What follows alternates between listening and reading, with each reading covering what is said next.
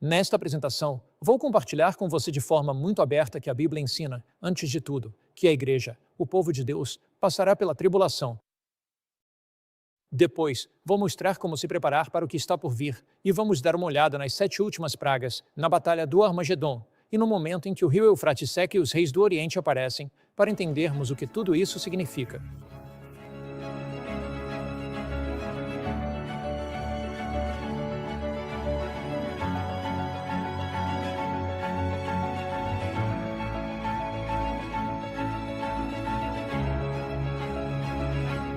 Uma das maiores enganações de Satanás, na minha opinião, em relação aos eventos dos últimos dias, é a ideia de que o povo de Deus não passará pela tribulação.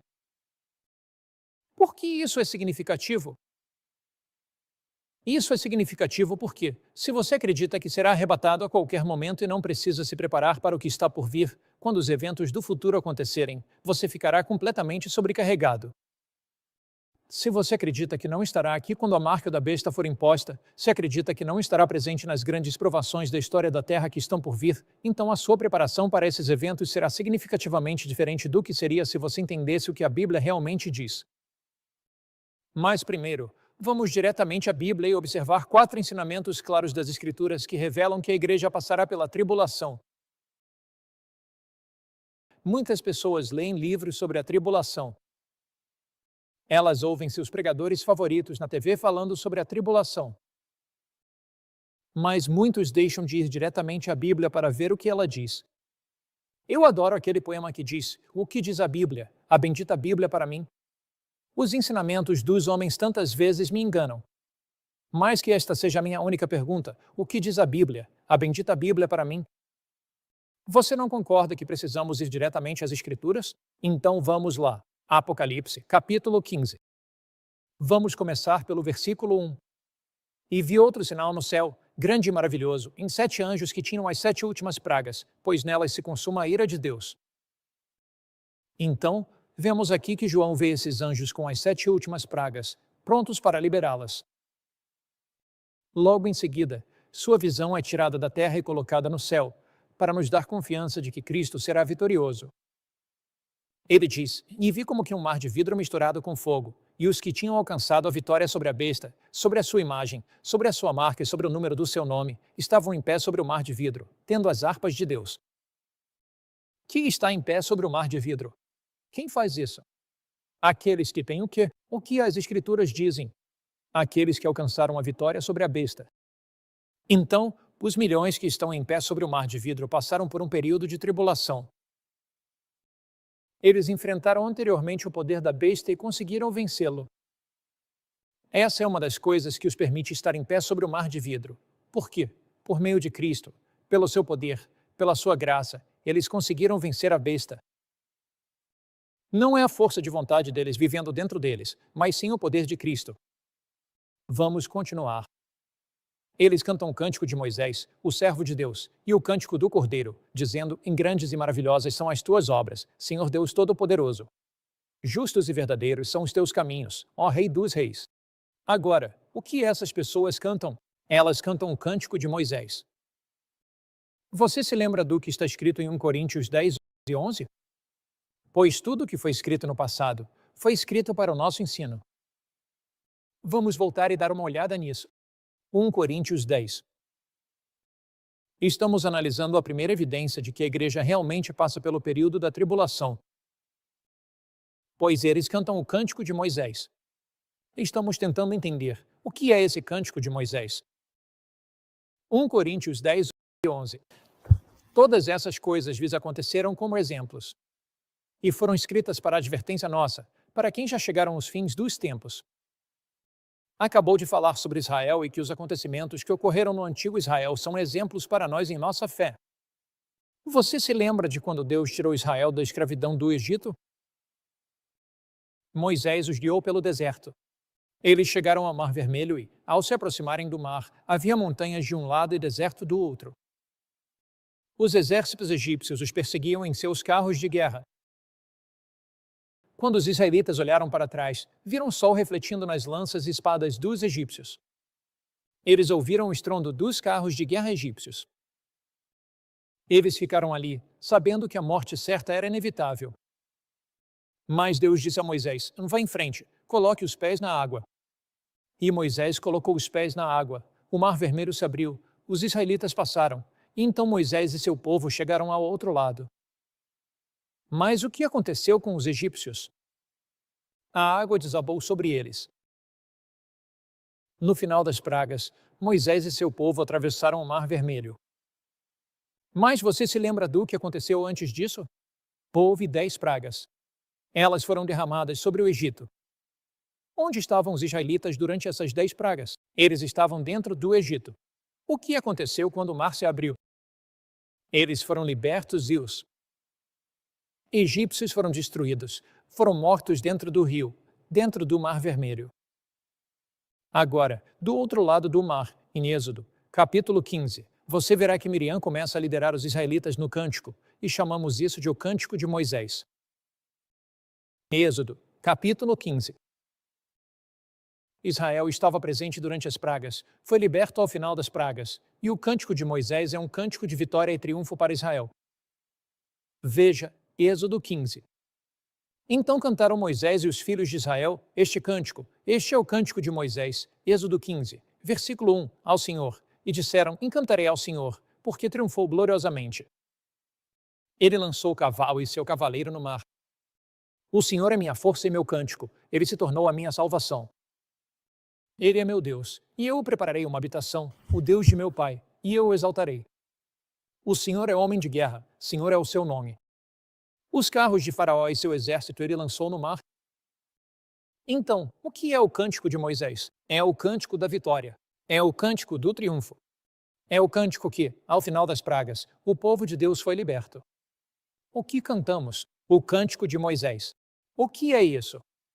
É o cântico de vitória e triunfo, de que alcançamos a vitória pela graça de Cristo sobre a besta, e nós não recebemos a marca da besta, fomos fiéis e permanecemos firmes por Deus durante esse período das pragas, fomos libertos ao final das pragas, e estamos de pé sobre o mar de vidro.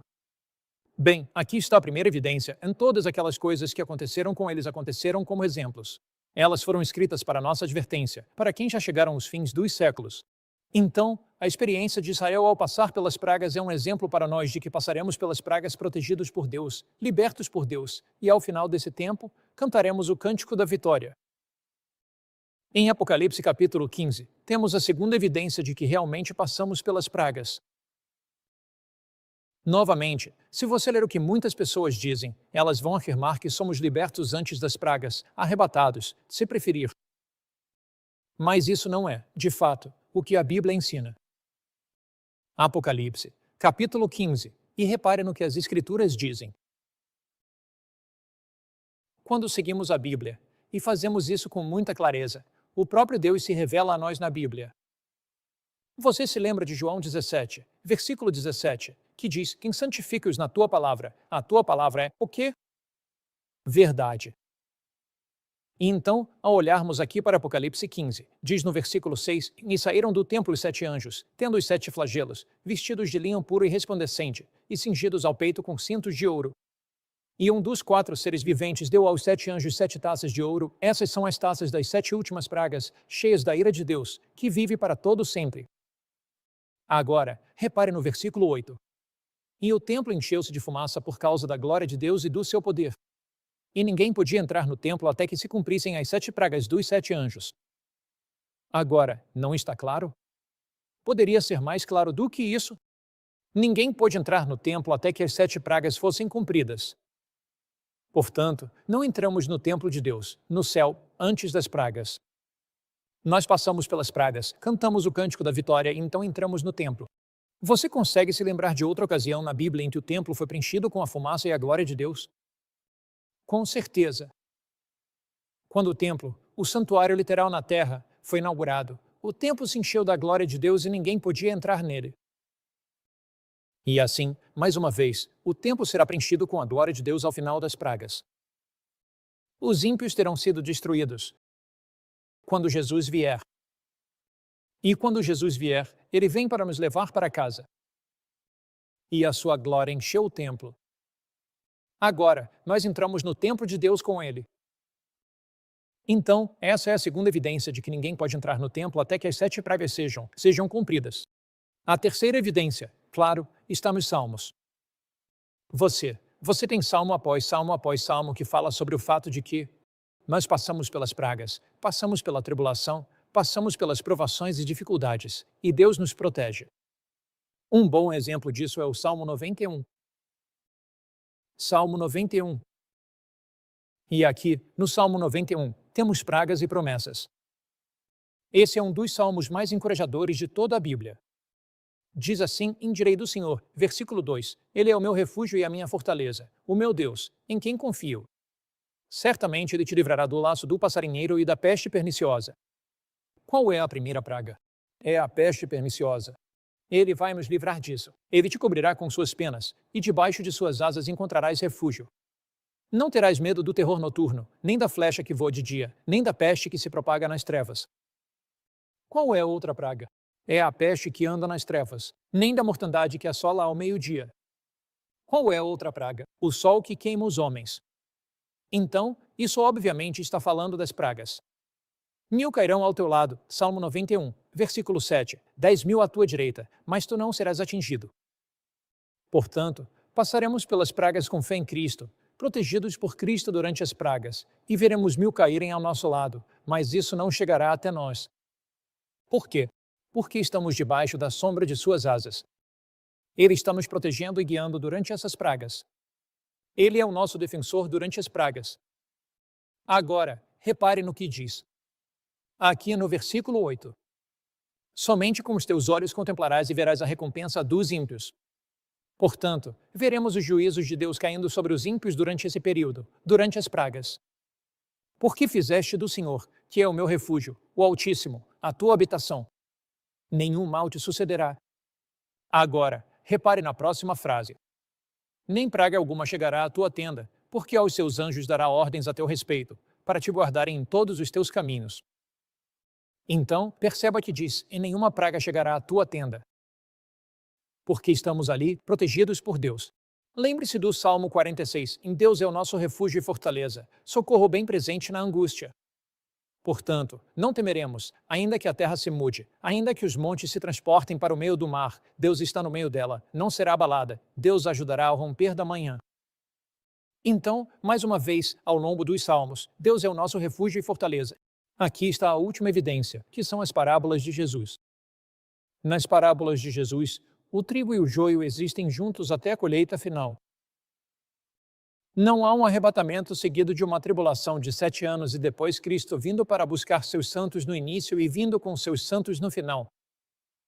Nós não encontramos isso. Você não encontra isso nas parábolas. Por exemplo, você olha para Mateus capítulo 13, e ali está a parábola do trigo e do joio. E, em Mateus capítulo 13, diz no versículo 30, deixem ambos, ou seja, o trigo e o joio, crescerem juntos até a colheita, e no tempo da colheita direi aos ceifeiros, ajuntem primeiro o joio e amarrem-me em feixes para ser queimado, mas recolham o trigo no meu celeiro. Então, nessa parábola, o joio é recolhido primeiro e queimado, depois o trigo. Em outras palavras, é um evento simultâneo. Ele conta outra parábola, a parábola do reino dos céus, como um grão de mostarda, e fala sobre como ele cresce e se expande pela terra. Então o evangelho vai avançar. Um decreto será promulgado, de acordo com Apocalipse 13, condenando o povo de Deus à morte. A marca da besta será imposta. O povo de Deus será fiel a ele, e enquanto forem fiéis, cada indivíduo na terra tomará uma decisão final e irrevogável a favor de Cristo ou contra Cristo. Quem é justo, continue sendo justo. Quem é santo, continue sendo santo. Quem é injusto, continue sendo injusto. Quem é impuro, continue sendo impuro. Quando essas decisões são tomadas, a liberdade condicional humana se encerra. As 7 últimas pragas então são derramadas. O povo de Deus confia fielmente nele durante as pragas. Ao final das pragas, eles cantam o cântico de Moisés. Eles são protegidos durante as pragas. O trigo e o joio crescem juntos até a colheita. No final dessas pragas, Jesus vem. Ele recolhe o seu trigo para o seu celeiro. Seu povo é arrebatado para encontrá-lo nos céus. Os mortos justos são ressuscitados, os vivos justos são transformados pelo seu poder e graça, e os ímpios são destruídos pelo esplendor de sua vinda naquele momento. Agora, você pode se perguntar: e o amor de Deus? Podemos analisar essas pragas uma a uma, ver por que Deus derrama essas pragas? São julgamentos arbitrários? E quanto ao amor de Deus nas pragas? Vamos começar com Apocalipse 16. Vamos analisar cada uma das pragas especificamente e nos perguntar onde está o amor de Deus. Vamos para Apocalipse 16, versículo 1. E ouvi uma grande voz vinda do templo, dizendo aos 7 anjos: vão e derramem as taças da ira de Deus sobre a terra. O primeiro foi e derramou sua taça sobre a terra. E surgiu uma úlcera maligna e dolorosa nos homens que tinham a marca da besta e que adoravam a sua imagem. Agora, repare, sobre quem cai essa úlcera maligna e dolorosa, essa ferida horrível? Sobre aqueles que têm a marca da besta. Bem, obviamente, então deve haver pessoas vivendo na terra que não têm a marca da besta, ou seja, o povo de Deus. Portanto, ela cai sobre aqueles que têm a marca da besta.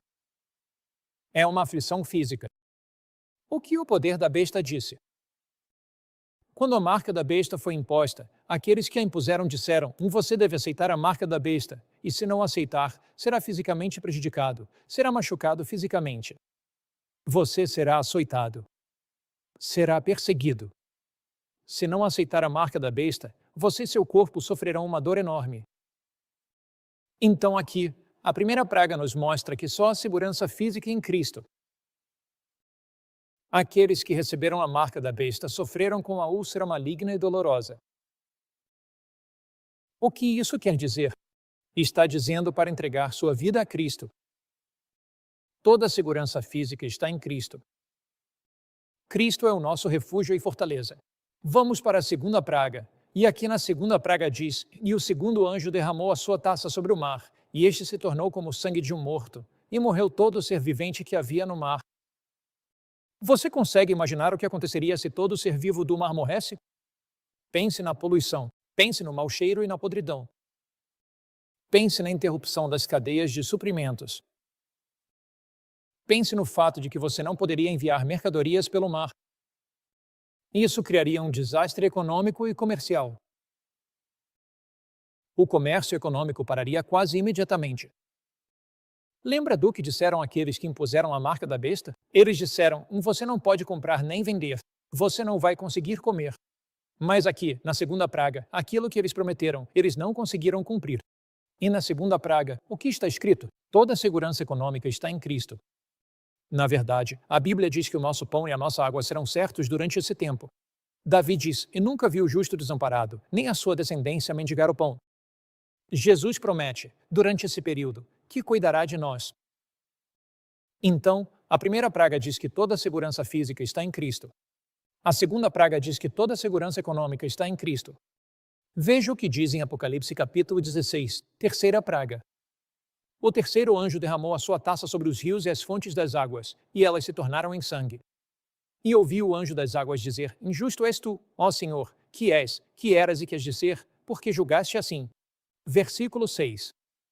Pois eles derramaram o sangue dos santos e dos profetas, e tu lhes deste sangue para beber, porque são dignos disso. E ouvi outro do altar dizer: sim, Senhor Deus Todo-Poderoso, verdadeiros e justos são os teus juízos. Agora veja, por que Deus lhes dá sangue para beber? Está explicado aqui. Eles derramaram o sangue dos santos e dos profetas. Em outras palavras, eles decretaram a morte e quiseram destruir e matar o povo de Deus. E então aqui diz que eles receberam sangue para beber. O que isso quer dizer? Diz que a nossa vida está escondida com Cristo em Deus. A vida é um presente que Deus nos dá, e a nossa vida está escondida com Cristo em Deus. Veja, a primeira praga mostra que toda a segurança física está em Cristo. A segunda praga mostra que toda a segurança econômica está em Cristo. A terceira praga mostra que a sua própria vida está em Cristo. Afinal, qual é a quarta praga? Na quarta praga, o sol queima os homens. Toda adoração verdadeira está em Cristo. A marca da besta tem a ver com a mudança da lei de Deus do sábado do sétimo dia para domingo, o primeiro dia. O sábado é o selo do Deus vivo, e o sol tem sido objeto de adoração de divindades pagãs ao longo dos séculos. Os egípcios adoravam o sol, o deus Sol Amon-Ra. Os babilônios adoravam o deus Sol Bel-Marduk. Os persas adoravam o deus Sol Mitra. Os romanos o chamavam de Sol Invictus, Sol Invictus. Adoração ao Sol, mas, ainda assim, nos dias de Constantino, a adoração ao Sol infiltrou-se na Igreja cristã. No futuro, haverá a imposição da marca da besta. E aqui, nesta quarta praga, diz que toda adoração verdadeira está em Cristo. A próxima, a quinta praga, fala sobre trevas no trono da besta. Eles buscaram luz no poder da besta, mas só encontraram trevas. Procuraram a verdade no poder da besta, mas só encontraram falsidade. Então, o que isso quer dizer? Diz que Jesus é a luz do mundo. Na verdade, João capítulo 8, versículo 12, diz, Jesus diz, eu sou a luz do mundo. Quem me segue não andará em trevas. A Bíblia, Salmo 119, versículo 105, em tua palavra é lâmpada para os meus pés e luz para o meu caminho. Então, aqui a quinta praga fala sobre o fato de que essas pessoas seguiram o erro, seguiram a superstição, seguiram invenções humanas, mas ainda assim existe a verdade. As pragas são pragas literais, mas têm lições espirituais que são a sua base. Naquela primeira praga, toda a segurança física está em Cristo. Naquela segunda praga, toda a segurança econômica está em Cristo. Naquela terceira praga, a nossa própria vida está em Cristo. Naquela quarta praga, onde se fala sobre o sol queimando os homens, a verdadeira adoração está em Cristo. Naquela quinta praga, toda a luz está em Cristo. Ele é a luz da vida. Na sexta praga, diz, o sexto anjo derramou a sua taça sobre o grande rio Eufrates, e a sua água secou, para que se preparasse o caminho dos reis do Oriente. E vi 3 espíritos imundos, semelhantes a rãs, saírem da boca do dragão, da boca da besta e da boca do falso profeta, pois são espíritos que realizam milagres e que enganam o mundo inteiro, reunindo-os para a batalha do grande dia do Deus Todo-Poderoso. Bem-aventurado, eis que venho como um ladrão. Bem-aventurado aquele que vigia e guarda as suas vestes, para que não ande nu e não vejam a sua vergonha. Vamos pausar aqui. Jesus diz isso depois de 6 pragas. Depois de quando? Você tem a primeira praga, a úlcera maligna. A segunda praga, o mar e as águas se transformam em sangue. A terceira praga, eles têm sangue para beber. A quarta praga, o sol queima os homens. A quinta praga, trevas sobre o trono da besta. Então vem a sexta praga e ele diz, eis que venho como um ladrão. Vigie, guarde suas vestes. Que sentido faria Jesus dizer, eu venho como um ladrão, depois de 6 pragas e das 6 pragas terem sido derramadas, se ele já tivesse vindo como um ladrão antes disso? Que sentido faria ele dizer, eis, aguente firme, não desista. Vigie e guarde as vestes do seu caráter, se ele já tivesse vindo? Então, esse texto por si só, se fosse tudo o que tivéssemos, e temos muito, muito mais, já provaria que passamos pela tribulação fiéis a Cristo. Agora, o que significa o sexto anjo ter derramado sua taça sobre o grande rio Eufrates? Na Bíblia, a água representa povos, nações ou línguas. Apocalipse 17, versículo 15, diz, e ele me disse, nas águas que viste, onde se assenta a prostituta, são povos, multidões, nações e línguas. Então, o rio Eufrates, nos tempos antigos, passava por Babilônia. Quando o rio Eufrates secou, Ciro e suas tropas marcharam pelo leito seco do rio, subiram até a cidade da Babilônia, atacaram-na e a derrubaram naquela noite. O rio Eufrates, o rio literal, era o sistema de apoio para a Babilônia. Nos últimos dias, temos a Babilônia espiritual. Confusão, religião falsa, erro, apostasia, ilegalidade, viver de maneira contrária à lei de Deus. O rio Eufrates, o que ele representa? Nos tempos antigos, ele representava o sistema de apoio de uma cidade literal, a Babilônia. Mas o que ele representa de acordo com Apocalipse 17 e 15? Povos, nações, línguas, e assim o sistema de apoio da Babilônia seca. Ou seja, pessoas que antes faziam parte desse sistema se voltam contra ele. Por quê? Porque os que impõem a marca da besta disseram, se tivermos um governo mundial, se você atece, se você aceitar a marca da besta, se você adorar da maneira que ordenamos, se você fizer isso, isso trará paz e alegria à terra. Mas isso não aconteceu. As pragas vieram em rápida sucessão. Então, o sistema de apoio à Babilônia, a essa união político-religiosa, essa união de igreja e Estado, todo esse sistema de apoio desmorona porque eles não conseguiram cumprir o que prometeram. E então, o que acontece? O diabo sabe que precisa fazer alguma coisa. Então diz: são espíritos de demônios, que realizam milagres e vão aos reis da terra. Eu vi, verso 13, 3 espíritos imundos, semelhantes a rãs, saindo da boca do dragão. Isso é o paganismo. A besta, isso é o papado. E a boca do falso profeta, isso é o protestantismo. Essa é a união triunfante das religiões falsas, todas unidas. E Satanás age por meio de milagres. Ele tenta enganar, e isso leva à grande batalha do Armagedon. Qual é o verdadeiro significado da batalha do Armagedon? Todas as forças do inferno estão unidas. Todas as forças do mal estão unidas, e elas avançam contra o povo de Deus para destruí-lo. É esse conflito final entre o bem e o mal. É esse conflito cósmico entre Cristo e Satanás. Mas, nesse momento, ocorre a 7ª praga. Pedras de granizo caem do céu. Nós lemos isso aqui. E o 7º anjo derramou sua taça no ar. E veio uma grande voz do céu, do trono, dizendo: está feito. Houve vozes, trovões, relâmpagos e um grande terremoto, e a grande cidade, Babilônia, foi dividida e caiu, e toda montanha e ilha foram removidas dos seus lugares, e uma pedra de granizo do tamanho de um talento caiu do céu, isso equivale a 30 quilos. Então, o que acontece? Jesus disse: está feito. Acabou. Pecado, doença e sofrimento, nunca mais. Doença, desastre e morte, nunca mais. Poluição e pobreza, nunca mais. Confusão e caos, nunca mais. Jesus disse: é hora de buscar o meu povo. É hora de libertar o meu povo.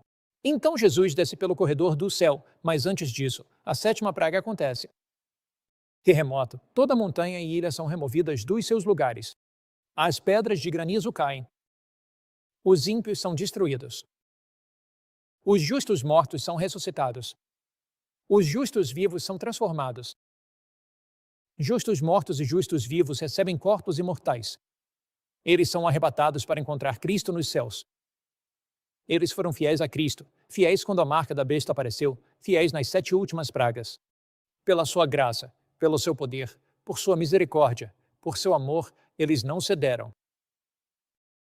Meu amigo, Jesus está te conduzindo a algo muito mais profundo do que você já experimentou no passado.